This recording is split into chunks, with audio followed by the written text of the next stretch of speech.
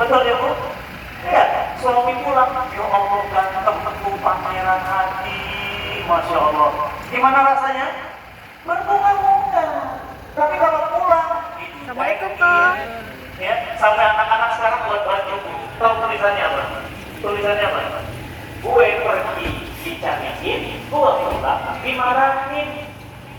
Bingung anak-anak, makanya mereka nggak mau. Ya, jadi kalau itu adalah haknya, berikan kepada yang punya hak.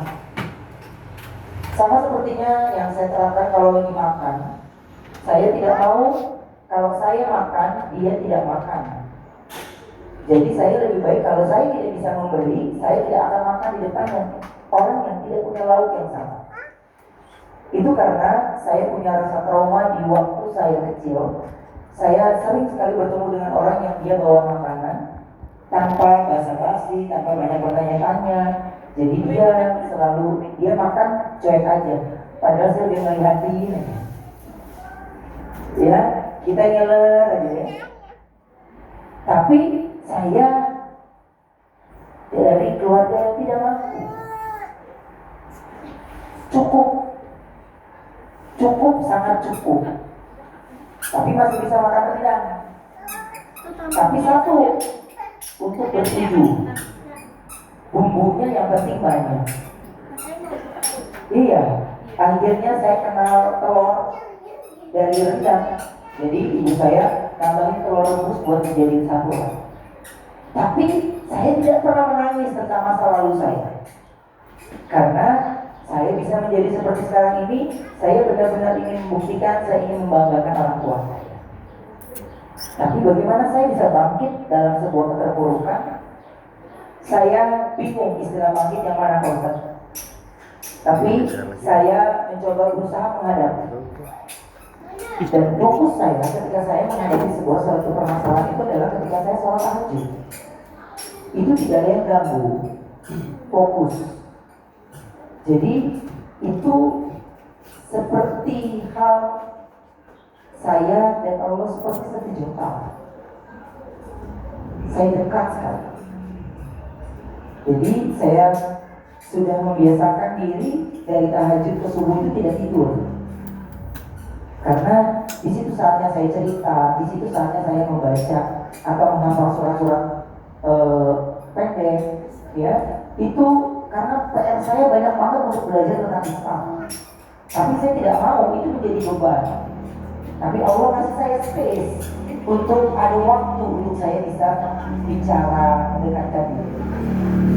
Makanya alhamdulillah saya bisa melewati semua tantangan dalam hidup saya ini dengan tenang, ya. Dimana hati yang harus berusaha tersenyum, walaupun itu tidak sesuai dengan pikiran dan hati yang kita rasakan, ya. Tapi pekerjaan saya sebagai seorang presenter, saya harus menghibur orang, saya harus bertemu dengan banyak orang. Masa sejak ketemu orang saya nangis? Enggak kan? Tapi saya harus memberikan senyuman karena itu yang mereka inginkan. Tapi dari situ saya belajar ternyata masih banyak orang di luar sana yang mau memberikan senyuman untuk saya. Kalau saya nggak apa-apa, udah jarang curhat sama teman. Yang pertama itu harus Allah. Titik. Kalau dulu kita telepon orang, gak diangkat kita bete. Kemana sih saya mau kesel? Gak ada. Saya sekarang mau kesel, mau sedih, mau bahagia. Kenapa mau bahagia? Jangan kesal doang lagi sama Allah. Senangnya gak laporan. Jadi saya mau berlaku adil. Yang dalam arti kalau saya berhasil mendapatkan sesuatu yang saya inginkan, saya terima kasih Allah. Jangan susahnya baru maju. Sedih banget. Tapi biar udah dapat kita lupa. Jadi saya tidak mau itu terjadi. Makanya saya cuma bilang dalam sebuah permasalahan tidak boleh yang namanya lepaskan sholat. Lima waktunya itu wajib, tapi masih ada sunnahnya. Itu saya rasa juga bisa dilakukan untuk membuat hati kita tenang. Hati kita seperti kita bercerita dengan orang tua. Saya ini yatim piatu. ibu gak ada, bapak gak ada, keadaan hidup sekarang begini, harus tersenyum, anak jauh. Jadi saya berusaha untuk bisa berdiri, dan saya tidak mau apa yang terjadi dengan saya menyalahkan Allah. Bukan. Tapi saya harus pelajari lagi kenapa saya masih diuji. Jadi kalau ditanya proses saya melewati itu, ya sampai sekarang, dan saya bisa menerima itu dengan senyuman karena selama kita masih bernafas, ternyata kita masih terus diuji. Selama kita masih bernafas, masih terus ada cobaan. Jadi saya berusaha untuk melewati itu semua dengan lapang hati, tersenyum, dan saya yakin Allah pasti selesaikan. Kapan waktunya tidak akan pernah ada kata terlambat. Kalau buat aku, pasti Allah akan kasih di saat yang tepat. Pasti. Jadi saya tidak pernah memaksakan, oh saya harus ini. Ya pasti. Pasti Allah kabulkan kalau kita sungguh-sungguh. Jangan habis kita sholat, habis kita doa, lanjut lagi kita beribadah. Ya, baru saja kata Allah. Habis itu lu ketawa-ketawa lagi, seneng-seneng ngomongin orang. Jadi introspeksi diri kita wajib. Ada orang yang bisa menerima kita dalam keadaan yang baru sekarang ini, ada yang tidak, itu pasti saya alami saat ini. Jadi yang mau mendekat silakan, yang tidak mau mendekat saya tidak akan pernah cari. Karena saya tidak pernah takut kehilangan teman, tidak pernah takut kehilangan sahabat-sahabat saudara. Saya paling takut kalau Allah tinggalkan saya. Berjalan di antara semak belukar. Tapi saya yakin Allah pasti pimpin saya ke arah sana, pasti ada maksudnya. Saya mencoba menjalani, tidak mencoba untuk melawan. Wah, kalau melawan itu sakit sekali, Bu. Sakit sekali. Apalagi ketika saya harus, kalau saya pada saat ini belum bisa menahan, saya bisa melihat banyak ibu-ibu ini sangat bisa menangis. Ya, semua cerita kita, baik kita artis, presiden, ustaz, ulama atau apa saja, udah pasti orang tua yang paling utama tempat kita bersandar. Tapi saya harus berdiri, oh ini saya pasti yang ngejagain langsung Allah. Jadi Allah minta saya ada di sini, saya ikuti. Yang paling terpenting adalah dalam hidup yang saya lakukan, saya tidak mau menyalahkan ini gara-gara gue bener dicobanya ada yang ada. Makanya jangan bener-bener banget kan. Kalau orang bener banget ada aja cobaan lagi diuji. Saya cuma bisa ngomong begini dong. Karena saya tidak mau melawan, karena saya sudah pernah merasakan bagaimana Allah langsung jawab saya. Saya sudah pernah ucap sekali, gak sampai dalam hitungan lain, Allah kena. Allah kasih jawabannya. Jadi buat saya kita semua kita berserah pure 100%. Jangan 97%, 100%. Makanya saya sendiri ingin terus belajar karena saya sudah terlalu lama banyak ketinggalan pelajaran tentang Islam. Makanya saya bilang, ya alhamdulillah saya ditemukan sama Ustaz Soleh. Terima kasih Ustaz Sakti yang selalu memberikan saya kesempatan untuk bisa bertemu dan menceritakan hal-hal yang terjadi pada diri saya sendiri, dan saya bisa menceritakan tentang apa yang bisa menguatkan. Ya, mungkin ibu-ibu semuanya udah jauh lebih senior dari saya, tapi saya bisa melihat wajah-wajah surga yang ada di sini, ya, wajah-wajah yang memang benar-benar Allah ridho. Jadi sekarang yang saya kejar ini adalah tetap bekerja, tetap syuting, tapi saya bilang sama Allah, Allah kasih saya rezeki yang kau ridho. Kalau enggak kau bersikap, saya sedang tidak punya waktu untuk mana yang ini enggak. Saya semua sudah saya serahkan. Jadi saya minta Allah pimpin, dan setiap pekerjaan yang saya lakukan dengan tulus, ikhlas. Tapi kalau itu tiba-tiba terhenti, memang itu udah bukannya Allah ridho. Jadi saya. Masya Allah. Kok bisa bertahan seperti itu sampai memperoleh hidayah?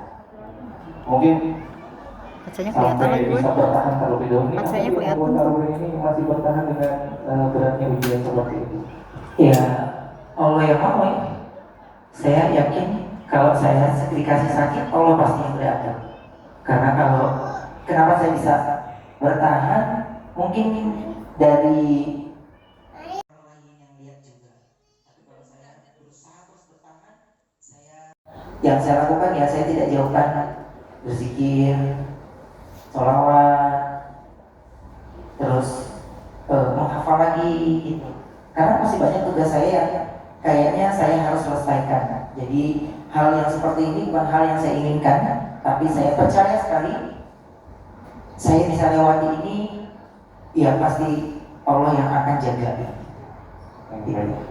Jadi ini adalah sebuah cerita di mana perjalanan saya menjadi seorang muslim itu 4 tahun. Kenapa 4 tahun? Saya sama seperti membangun rumah. Rumah yang bangun secara instan, saya yakin pasti nggak akan terlalu kuat. Ya, tapi kalau memang berproses dari posisi fondasinya, posisi pemilihan keramik, posisi pemilihan warna cat dan yang lainnya, itu aku rasa udah jauh lebih cukup.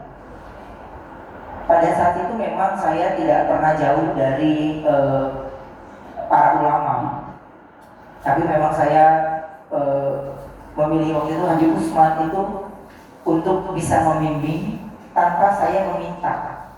Yang artinya saya selalu bertanya, tapi saya tidak perlu dijelaskan. Saya bertanya, dijelaskan begitu selama 4 tahun. Kenapa pada saat itu saya akhirnya memilih Habib Usman? Karena Habib Usman bertemu dengan saya lumayan intens. Hampir setiap hari beliau mengisi acara di Islam Indah, saya di Brownies. Dan pada saat itu Habib Usman termasuk orang yang saya lihat apapun keyakinannya beliau rangkul. Jadi itu salah satu persyaratan saya menilai, karena kita ada hidup di Indonesia dengan yang ramai ya. Jadi kita saling menghormati, saling menghargai itu sangat penting. Jadi beliau itu lolos dari tahap satunya saya. Tahap 2-nya adalah setiap hal yang saya tanyakan kepada beliau itu sama sekali tidak yang namanya menggunjing orang. Padahal yang saya tanyakan tentang karakter seseorang, tapi jawabannya tidak menggunjing seseorang. Di situ saya bisa menyimpulkan lagi jawabannya. Sampai begitu terus 4 tahun berturut-turut sampai masuk di bulan Ramadan tahun 2024. 2025. Saya di 2025 saya bilang sebelum Ramadan, kalau saya diizinkan masuk Islam, pekerjaan saya di bulan Ramadan ini Allah kasih 2 minggu aja. Dalam hidup saya berkarir dari tahun 97 ibu sampai sekarang, saya nggak pernah namanya acara Ramadan itu putus. Pasti full 30 hari pasti full. Lebaran deh, dapur ngebul. Iya kan? Walaupun pada saat itu saya belum lebaran, iya kan? Tapi pada saat itu nggak tahu apa terjadi, benar-benar saya cuma dikasih kerjaan 2 minggu. 2 minggu pas. Jadi saya tidak mau ingkar. Saya tepati janji saya, tapi saya sampaikan, Bib, saya sudah siap masuk Islam. Sama dia belum boleh. Pulang dulu. Pikirkan dulu matang-matang. Saya bilang dia benar Bib, cari saya hari yang lain supaya saya benar-benar bisa menjadi hari yang saya sangat indah buat saya. Karena pada saat itu yang tahu hanya saya dan Habib Usman pada saat itu. Ya, dan saya tidak kasih tahu tim saya satupun karena saya ingin fokus tanpa ditanya-tanya. Pada saat itu akhirnya saya datang lagi di hari saya masuk Islam dan saya bilang saya ingin masuk Islam dengan menggunakan baju baru, celana baru, semuanya serba baru. Karena ini adalah hari baru buat saya. Allah mudahkan. Pada saat saya akhirnya memeluk agama Islam, ketika saya rasa ini waktunya. Uang udah pernah punya, udah pernah ya Bu, saya bilangnya. Ya, mobil ada, 1000 apa? Jadi ibu-ibu biasa ya, ada ini, usaha ada, ya, ada usaha tersebar di seluruh Indonesia. Iya, Hong Kong ada, Malaysia ada, tapi ternyata itu bukan yang Allah inginkan. Ketika saya memutuskan untuk menjadi seorang muslim, saya lepas memulai dari nol. Iya, benar-benar memulai dari nol dan lebih happy, lebih bahagia. Jadi ternyata uang segunung pun gak menjamin sebuah kebahagiaan. Ya, jadi uang banyak, kita perlu uang, benar, perlu uang. Tapi kalau lu ada apa-apa, lu bisa ngobrol untuk uang. Iya, kadang-kadang kita ngeliat uang selembar aja, pengen kita ngomongin, gara-gara dulu, jadi ribut semua. Tapi ketenangan itu gak bisa saya dapatkan. Gak bisa saya dapatkan. Ternyata ketenangan itu saya bisa dapatkan kalau saya dekat dengan Allah. Jadi ketika saya semakin mendekat, seperti hati yang sejuk. Apa yang saya lewatin saya bisa tersenyum. Apa yang saya lewatin saya bisa tenang. Karena semuanya saya mau raih, semuanya saya mau ambil. Ayo lu, ambil ini kerjaan. Kerjaan apa Bu? Saya pernah bekerja dari jam 5 pagi live sampai malam lagi buka kita di TV. Capeknya dapet, sakitnya dapet, ya, uangnya dapet, rumah sakit lewat. Jadi nyari uang ini buat apa? Ya, uangnya buat masuk rumah sakit, buat dokter. Saya cuma bilang, saya ingin sekali punya satu kata yang saya tidak pernah punya dalam hidup, yaitu bahagia. Saya tidak bisa mengerti bahagia yang sebenarnya itu kayak apa. Saya menemukan seperti satu kata yang sulit saya jawab. Sampai akhirnya ketika saya memeluk agama Islam, saya baru mengerti ini arti bahagia. Lalu apalagi yang saya sulit temukan dalam Islam, yang saya susah pecahkan adalah ikhlas. Sebelum banget kalau orang enggak ikhlasin aja. Kita nggak sama ceritanya. Ya, jadi menggunakan atau memberikan saran kata-kata ke orang udah ikhlaskan aja. Kayaknya itu menurut saya itu udah tahap tertinggi. Karena setiap orang harus mulai berdamai dengan diri sendiri.